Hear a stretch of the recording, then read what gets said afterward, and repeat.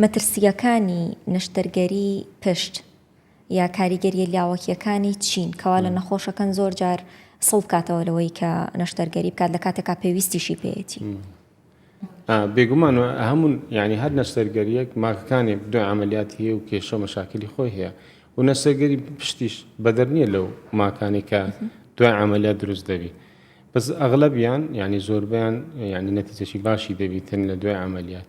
بەس ینی نسبەتشی خوتوڕە هەر تێدایە بۆ من لە ستا 5 ئەو برینەی کە تو عملیات لێکرد بینەکە لە ستا 5 لەوانەیە بتە التیهابات، لەوانەیە ئەزیەتی دەمارەکان دروستبی، لەوانەیە نەخۆش 4 هەتا 6 هەفتە 2 مانگ ئازاری پشتی هەر دەمینێ فترەی دەوێتن هەتا ئەو ئینفلامیشن و ئەو هەوکردنا کەم بیتەوە لە پشتی ئەو دوایە ئازارەکەی کەم بیتەوە.